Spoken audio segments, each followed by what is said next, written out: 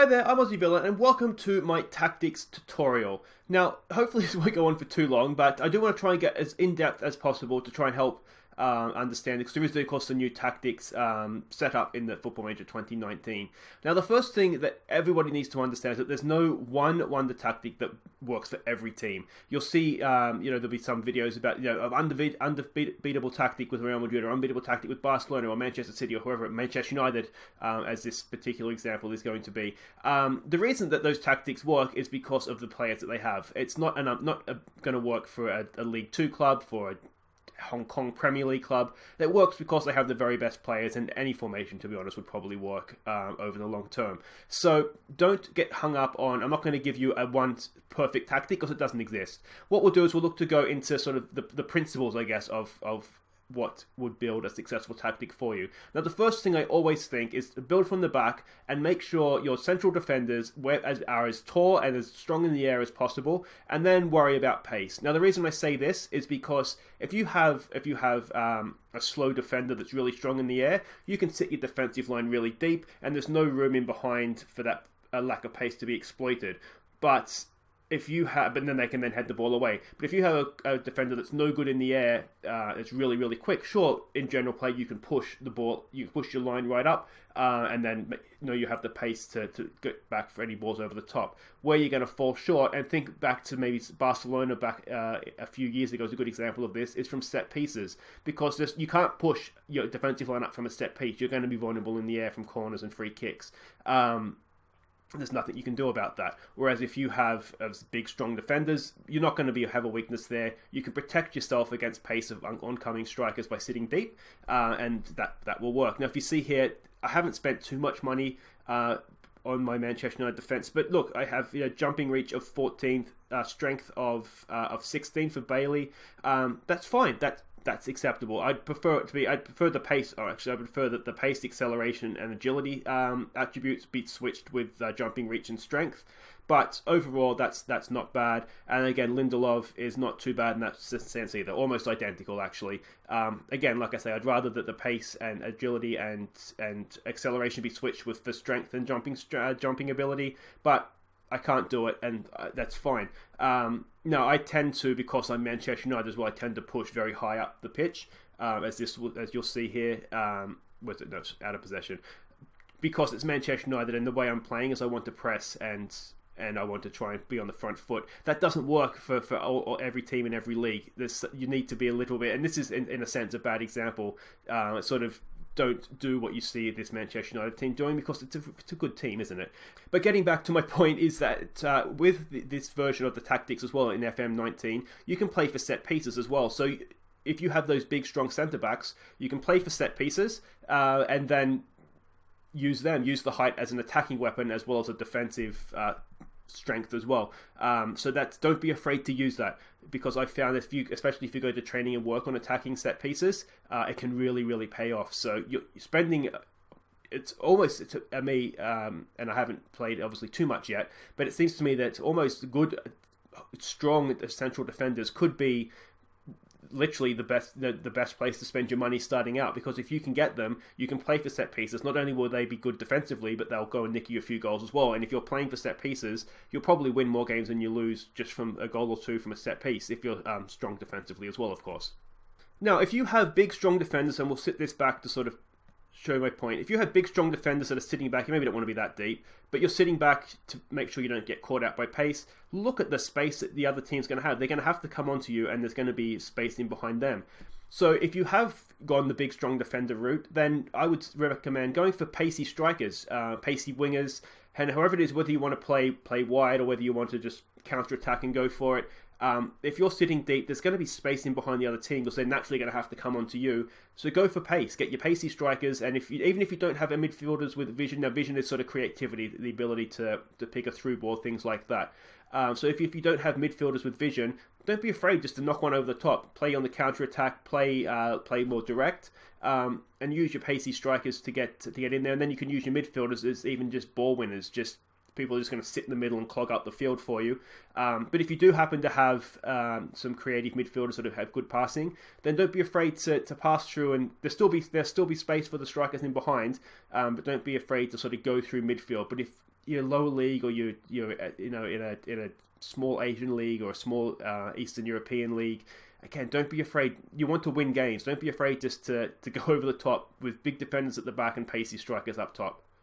Now, in terms of attacking width, I always think you want to attack with extreme width. Now, here's the reason for that, is that if you have now I'm playing a 4-3-3, so I have sort of two sets of wide players. But if they're starting out wide, what that means is that either the opposition fullbacks are going to have to either be out here on the touchline defending with them, in which case you've spread out their entire team, so there's going to be a lot of space in the middle of the field for players to play in, your players to play in.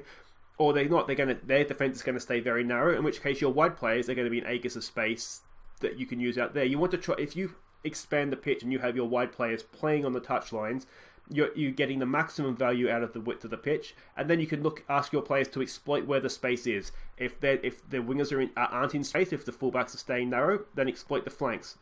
But if the fullbacks are going out there to try and protect, then you've got two centre backs, if they're assuming they're playing a back four, with basically the width of the penalty area to defend. Exploit the middle. That's where the space is, and just play through the middle and use the fact that your attacking players are drawing out the opposition's fullbacks. So I always think attack with width, and make sure that you're exploiting the space where it is, whether that be wide or narrow.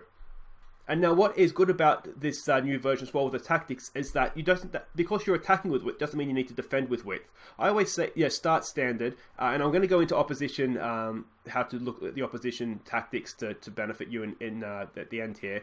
But if they're all their goals tend to come through the middle, then you can tell your defense to defend narrow now, and then likewise, if they attack wide, you can tell your defense to defend wide. So don't be afraid to use this as well, because previously you either played with width or you played without width. Now you can attack with width, but you can defend narrowly as well. So don't be afraid to use that. Just because you're attacking with width, it may be that you want to, as soon as you lose the ball, then drop straight back in. Now, some of that is going to come into how you want to play on transition as well. Now, I have found that, again, this is with Manchester United, so it's not going to be the same for smaller clubs. But when I find myself a man down, I find myself, instead of counter pressing, it's to just go back and regroup. Once you've lost the ball, just drop back in. Whether that be narrow, you want to do it either narrow or standard, I would imagine. But drop back in and just regroup. And then don't be afraid. I always think once you've won the ball, always go for a counter attack. Always, unless you are winning a game. Say you're winning a game 1-0, then it might be a case you want to just hold shape and keep the ball because you're trying to see out the game. But otherwise, always go for a counter attack, because if they've lost possession, you'll either get them before they regroup, or if they're going to counter a press, then you don't want to be trying to hold the ball, because they're just going to nick it back off you more likely. So I always think go for a counter attack if you when you do win the ball back. And just before I forget, with the defending, your defending width, the way you can sometimes tell what you need to do, if you notice that you're conceding a lot of opportunities, the opposition's getting down the wings and getting crosses in, then you probably need to defend a little bit wider. Whereas if they're sort of constantly they're getting through the middle of your team and creating chances through midfield, then it might be you need to defend narrower. So whether that be you go from standard to narrow, or from wide to standard, that's where you'll see if they're getting crosses in, chances are you need to defend wider. If they're coming through the middle of your defense all the time, chances are you need to defend a little bit narrower. Now, as we all know, not all strikers are created equal. They're very, very different attribute-wise, and you need to make sure that you're attacking to your striker's strength. Now, if your striker's good in the air, now in the case of Romelu Lukaku, yes, he is very good in the air. You can see jumping reach of 17, strength of 19. He is a very, very strong player, very, very good in the air, heading of 17 as well. So what I would want to do with him, if we go here to the attacking in possession, the final third, you'd want to typically, now I didn't actually play Lukaku last game, but what you want to do is you'd want to either play mixed crosses or float crosses in. You want to use his strength in the air. You want the crosses to be up high so he gets a chance to jump above the opposition defenders and head the ball in. Now, last game I was playing Marcus Rashford. Now, Marcus Rashford has a lot of strengths, but if we see here, jumping reach of 9, strength is 12.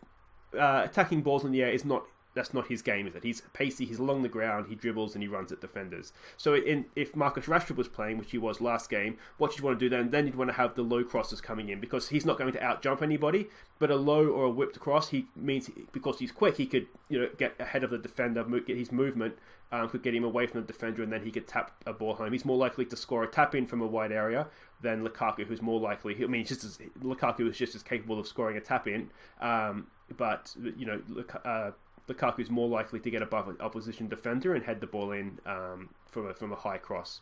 Now, a trap you want to try to avoid is don't ask players to play roles that they can't play, because you see it all the time, don't you, with managers in real life. They try and pigeonhole players in. The best example as an England team is Paul Scholes playing on the left. He wasn't a left midfielder, but they tried to squeeze him in there. It doesn't work. So, example, Juan Mata, really, really good inside forward, attacking playmaker, Triquista, playing out wide here, he's fantastic. Playing in the middle, in behind the striker, he's fantastic. If I ask him to play back more in midfield, there we go. Absolutely horrible. Even in the advanced playmaker role, where further forward he's perfect, he's just not. You're not going to get the best out of him. Whereas, as we see here, playing Pogba in that role, he's much, much better. So even though I might love Juan Mata and I really, really want him to be in the team, if I'm not going to play him out wide on the right, or if I'm not going to play him in behind the striker, just leave him on the bench.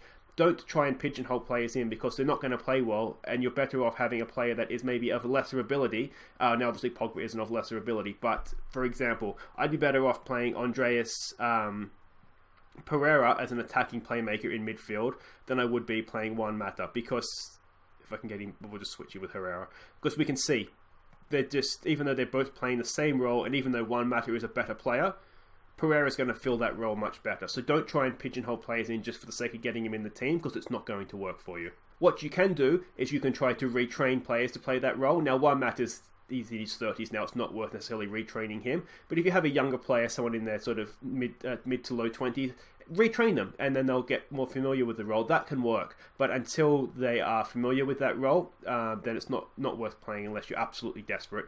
Though you will find you get to a point when you retrain that they need to play that position to get better. Now, in that case, go ahead and play them there. But if you're not retraining, if it's just for a short-term solution, you're better off playing a lesser player in that role than a better player that's not familiar with it.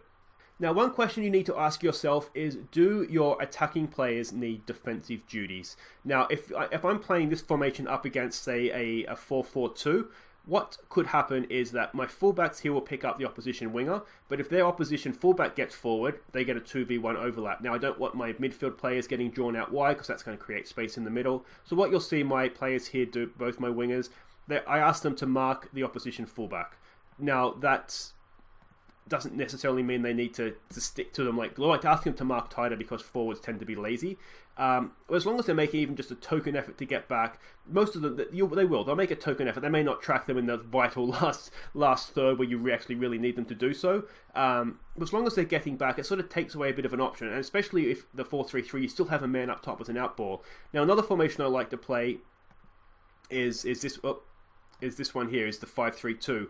Now, I find in this case, it's absolutely vital that you have in this case, my strikers are marking the opposition fullback, because if they get two men forward, these guys are going to be completely outnumbered. Your midfield is already going 2v2. They can't afford to get sucked out. You still have a man up here that can be the outball, and your three central defenders, if they're marking two, the reason you do that is you want to have a man over. So I think, the way that I like to play, I need to make sure that my attacking players are marking fullbacks. So just be aware of that. If you see the opposition fullbacks getting forward, it may be that you need to give your attacking players some defensive instructions.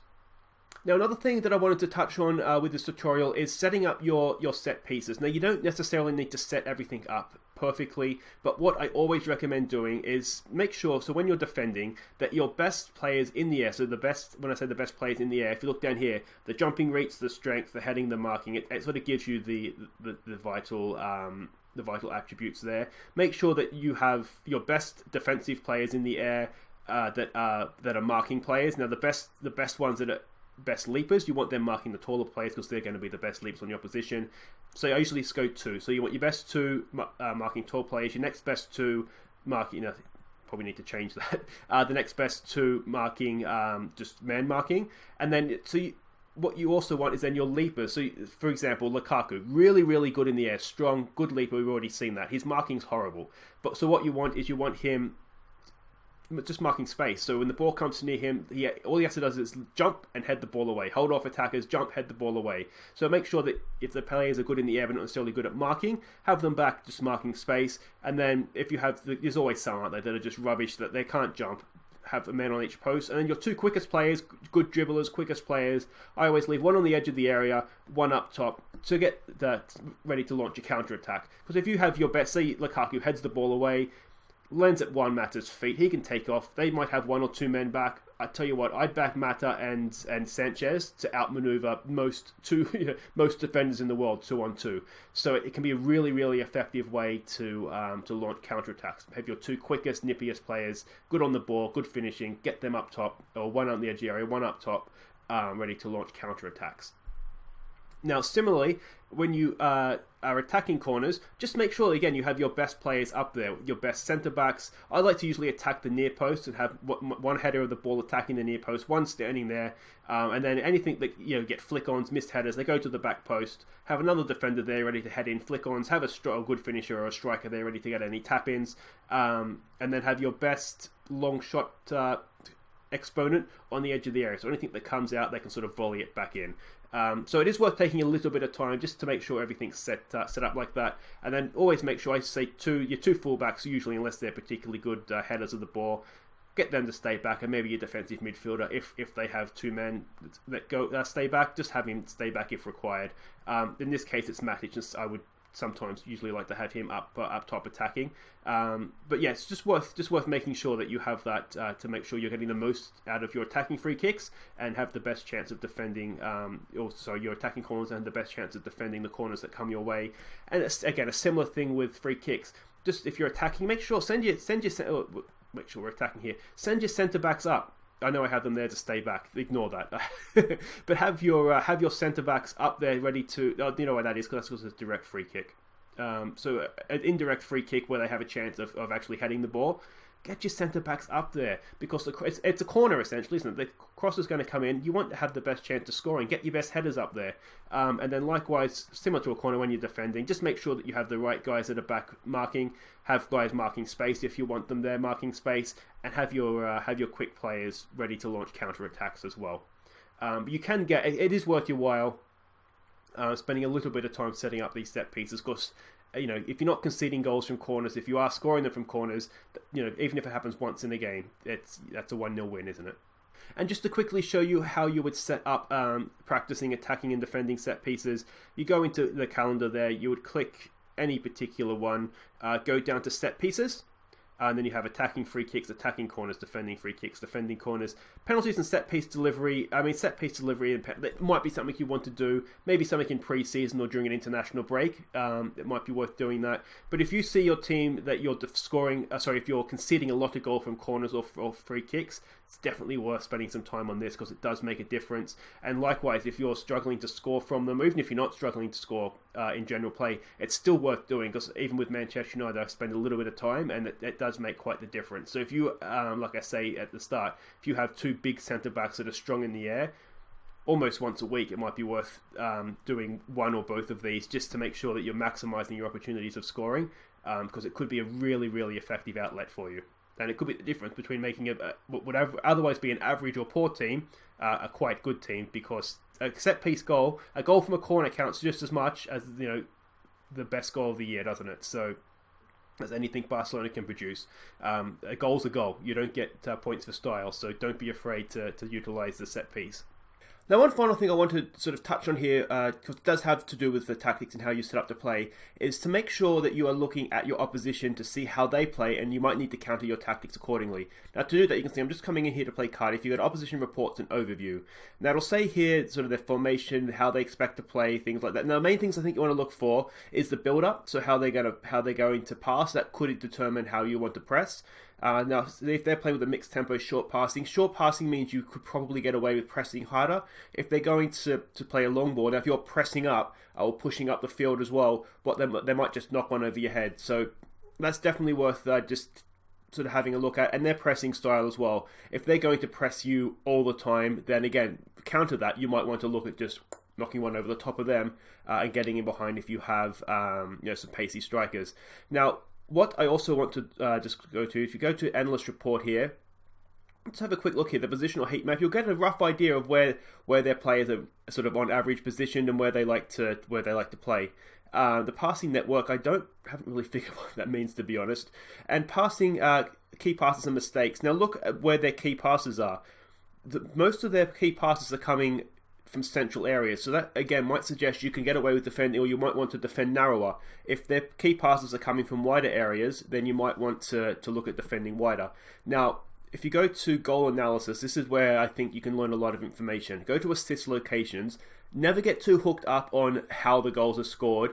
What's more you want to be concerned with is where the goal's coming from, because if you can stop the sort of the service, then the chances aren't there. So you want to look to try and stop the assist. Where are the assists coming from? How are the goals assisted? That's what you want to be more concerned with. Now we can see here again, Cardiff City, most of their assists are through the middle. That again suggests, it sort of backs up what I said about the key passing. I want to defend a little bit narrower and kind of force them into wide areas because they don't get many assists from out there.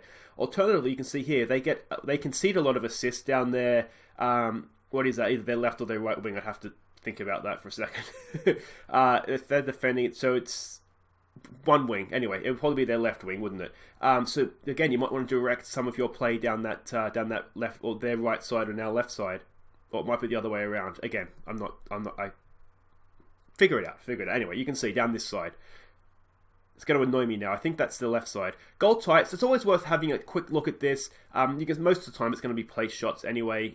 They don't score many other goals though, so if they don't score many headers, it might suggest that, again, if you sit narrower, make them go around the outside and get crosses in, they're not particularly strong in the air, so it might be an effective way to defend against them. Now, being that I'm Manchester United, I'm just going to go for them because I should be able to beat them anyway. But if you are playing a team that's as good or better than you, these things can actually be quite important. Now, it's the assist location. This, as I said, this is what you want to look at. Now, the majority of their goals, and again, this suggests through the middle again, doesn't it? It's through balls. Now, how can you counter a through ball? If you sit a little bit deeper, and this comes back to having big strikers and you can sit big defenders that are good in the air. Sit deeper, they can put a through ball through. There's no space in between the defense and the goalkeeper. Either the defenders will get it or the goalkeeper will pick it up.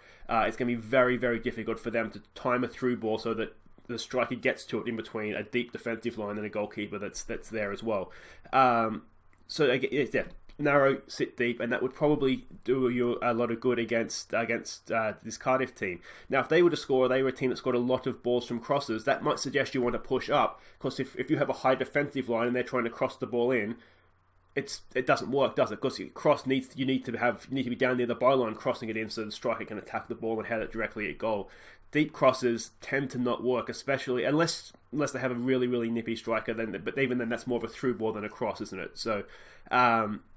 So if they're crossing the ball, then again you might want to push up to counter that. The main thing is that check out this screen, check out the goal assists. What sort of goal assists do they get, and the locations, where are they coming from? And you combine those two things, and you can incorporate your tactics for the game to make sure you're shutting down the opposition. And alternatively, you can see where their weaknesses are as well, and again tailor your attacking to counter or to exploit those weaknesses. So that's it, guys. I hope you found that helpful. If you have, please do hit like. And if you're new to the channel, welcome. And make sure you're subscribing, hitting the bell so you can see when I upload new videos. There's other tutorials, so go and check those out if you haven't already. And of course, I'm going to have plenty of Let's Plays going. So if you want to see me in action, so to speak, do check those out as well. But until next time, I've been Aussie. Thank you so much for watching. Take care.